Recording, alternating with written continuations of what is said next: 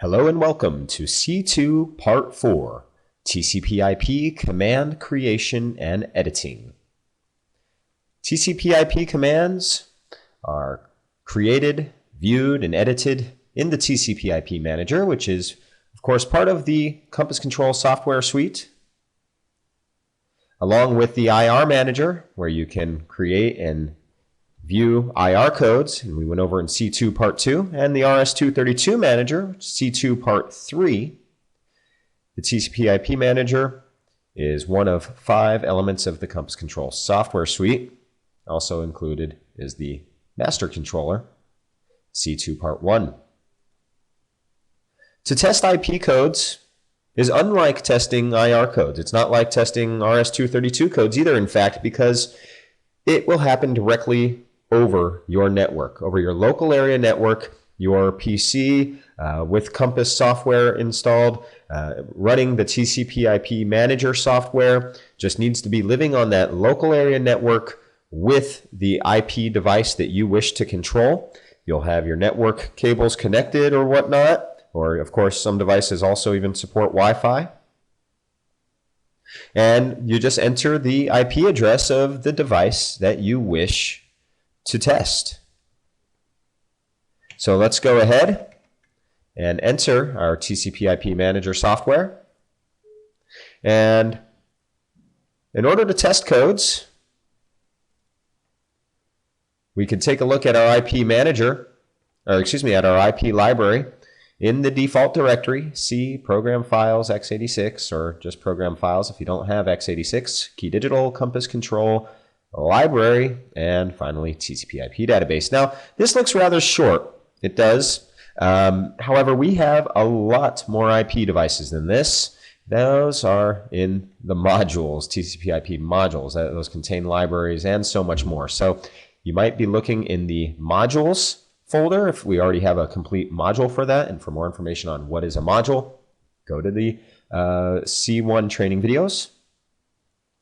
Or we have our one-way devices in the TCPIP database. And today we're going to be working with the KD-HD 8x8 Lite. Now you may remember the 8x8 Lite from, well, a few videos already, because the 8x8 Lite is one of the master controllers which have Compass Control built inside. And we're, for this video's sake, just going to be treating it as a standard video matrix, and I've chosen this device because it is IP controllable, of course. So I can choose my device. Again, it's organized just as you've learned now from C2 Part 3 and C2 Part 2, that brand, then device category, and the products within. And here we see actually the commands that apply to the unit as a whole. I could test those out. How?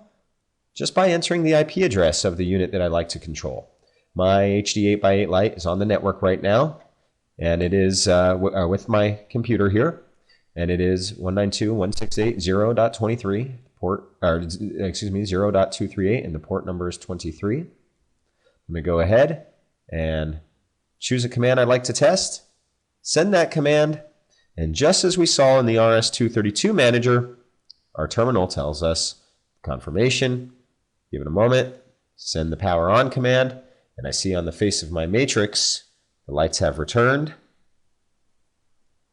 And in fact, on my HD light matrix, what happens is the lights, when it turns on, it does have a boot up period, so it takes a few moments there.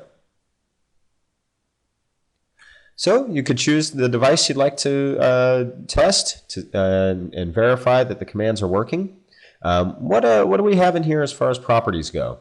Telnet and handshaking. Telnet, if you have a Telnet device, usually in the protocol of that product, it'll tell you. Telnet is kind of like a filter. There might be some characters that mean one thing outside of Telnet format, but inside Telnet format, they might mean something different. And so it's kind of like a filter that could be applied, that we could keep that within the Telnet language, if you will.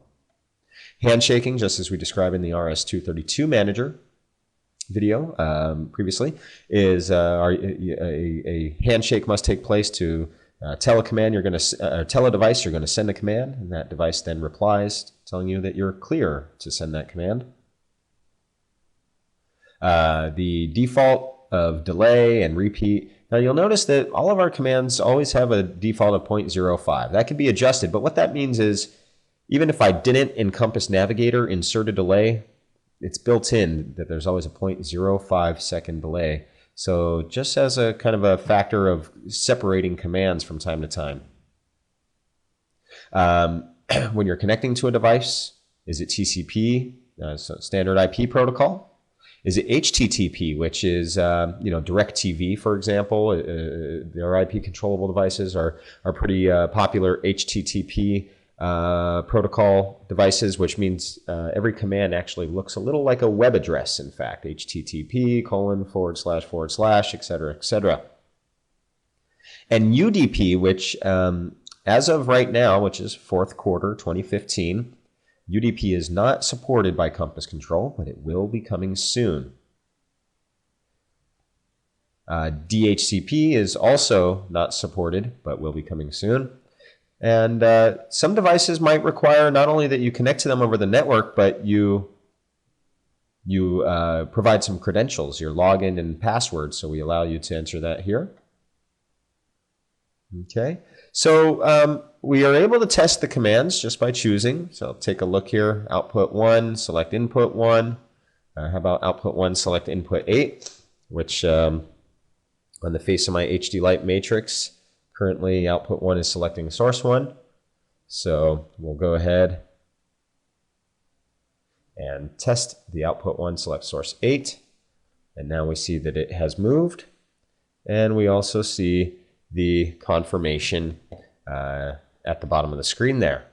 It's very easy, and we're not going to go over as much detail as we did in the RS-232 Manager because so much actually carries over from the RS-232 Manager to the TCPIP Manager, doesn't it? So what we're going to do now is create our own TCPIP protocol.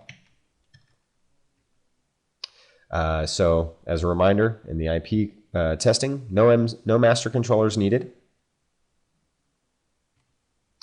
Now, so how do you create your IP codes?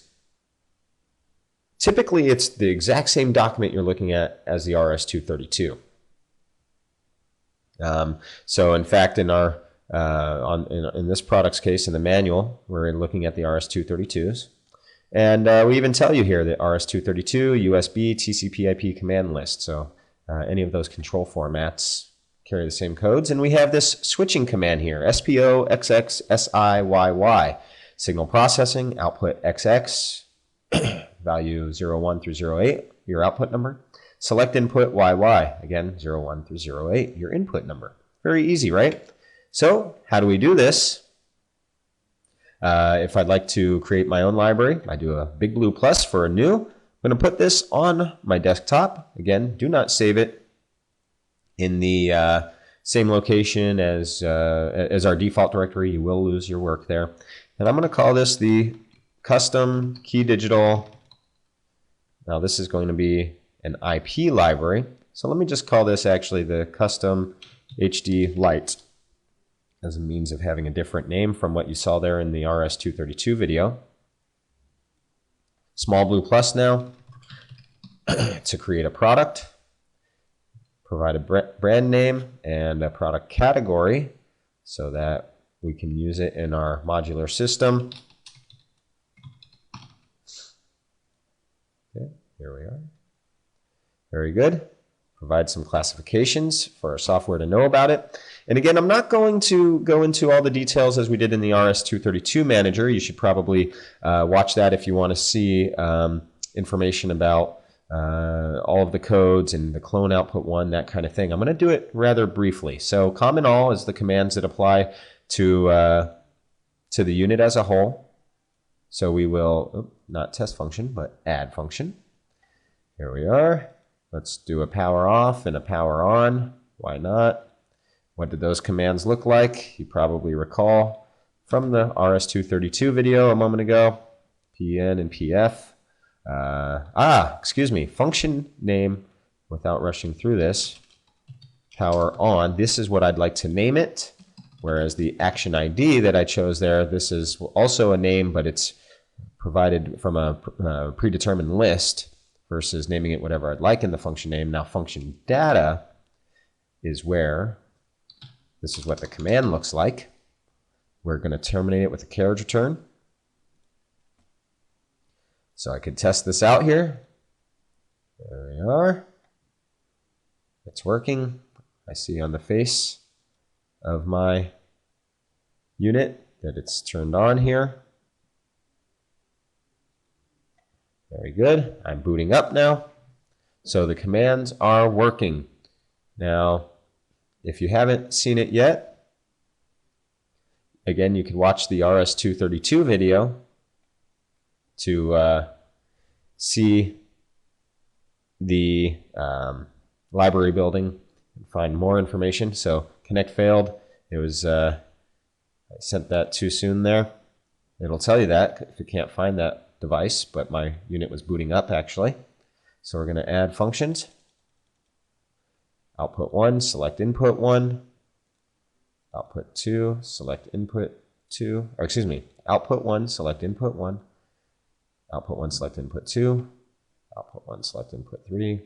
Output 1, input 4, 5, 6, 7, and 8. Give them my own names. Just copy that so I can do this quickly for you guys. Input 3, input 4, input 5, 6, 7, and I'm just using the control C and control V. The function data is what the command looks like. And remember, we saw it in the owner's document there. SPO XX SIYY. So SPO XX is your output number, SI, and then YY your input number. Here we're doing with output 1, input 1, output 1, input 2, output 1, input 3, output 1, input 4, output 1, input 5, output 1, input 6, output 1, input 7, and output 1, input 8. Right? So now I could test any of these. There we are. Output 1, select source 6. It's responded, telling us that it has sent that command. Okay. There we are. So this is good. And if you recall, we can even clone our output 1 as I go to output 2 to fill in those commands. And just like in the RS-232 video, which if this isn't looking familiar to you, then you should watch that RS-232 video because there really are so many similarities. And I will say that not 100% of devices, but probably 99% of controllable devices out there, if it supports both RS-232 and TCPIP commands, they'll be exactly the same, won't they? So here we are. Now these were commands as we build this all the way through, and I could go and do this exact same thing for 3, 4, 5, 6, 7, and 8, which is go to that tab and press clone output 1. And now I have all the commands in there. So what the best practice is, of course, is to build everything you need in that output 1 first completely before you go building your additional outputs, because when you get to those additional outputs, you'll just press the clone output 1 button and it really saves you a lot of time. So now we've got a full code set. 64 commands, right? 8 by 8. 8 outs, 8 ins. Save that. But what about, instead of having specific commands for outputs and inputs, what about if I went to common all and I used that parameter support? So you say, Jonathan, I understand your command structure is SPO XX SIYY, where your output is the XX and your input is the YY. We call this command variable switching. So it looks like this, right? Now, if only there were a way to just leave that as fill in the blanks. There are. We talk about it in the C C2 Part 3 video. It is called a parameter. And again, as a quick review, if I go to Key Digital, to the Compass Control section, we have tech guides and videos, and here we have our library parameters. So XX and YY. This is a way that I could tell my software we have a fill in the blank here, and what format is it? Percentage means we have a fill in the blank here. D means integer, whole numbers.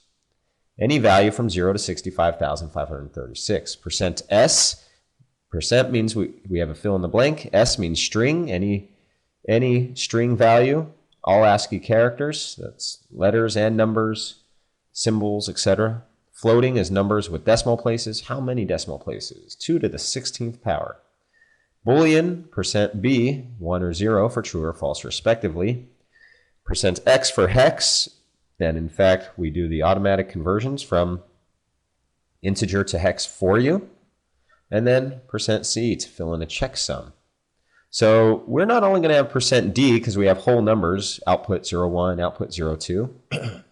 We in fact need to specify our pad, percent 02D. Why? Because it's always 2 integers in length, 00 through 99. It's not output 1, it's output 01.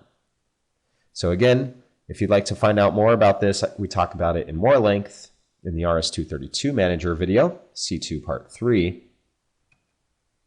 So I'm going to go here, and XX is not XX, it gets replaced with a percentage.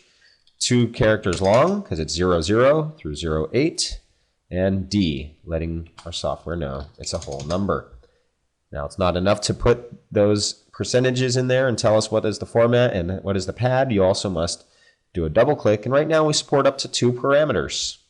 So it lets us know there's 2 variables in there, just as we taught you in C2 Part 3. Just in case you forget down the line what these parameters are, we leave this note cell here. Parameter 1 is your output. That's 01 through 08 in the case of this product. And parameter 2 is your input number. Also, in the case of our 8x8 here, 8 commands, or 01 through 08. So we can actually go ahead, clear this window.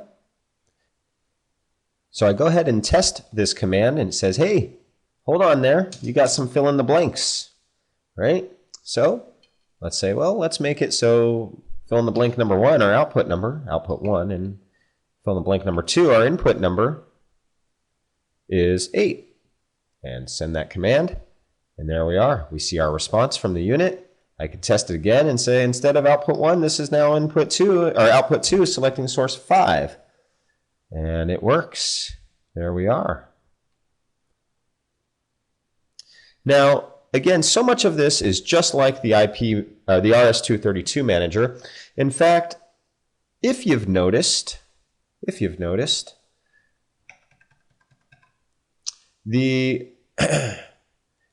libraries have the same file extension type. That's .lib for library file, command file. Or, a library is a set of commands. The ones that are for the RS-232 Manager can open up in the _RS. And the ones that are for the IP Manager, _IP, open up in the TCPIP Manager. Now, if you recall from C2 Part 3, we created a whole RS-232 code set for our audio matrix. So I'm going to open that up real quick, and you can see here's the custom Key Digital, and it has these commands inside, right? Now this is great, but what if this command or this unit is not only RS-232 controllable, but also TCPIP controllable? Wouldn't it be nice if there was a quick and easy way to make this RS-232 code set library an IP code set? And there is, in fact. It's very simple. All you have to do is go to that _rs.lib. I'm going to copy it and paste it. Here's the copy, right? And I'm going to call this _IP. And now in my IP Manager, where right now I'm looking at my HD 8x8 Lite that I've created as custom, I'm going to open the custom Key Digital, which is my audio matrix. And when you look at that, all of those commands have carried over. So a very simple change of 2 letters allows your RS-232 or even IR format commands, the files to open up in the TCPIP Manager.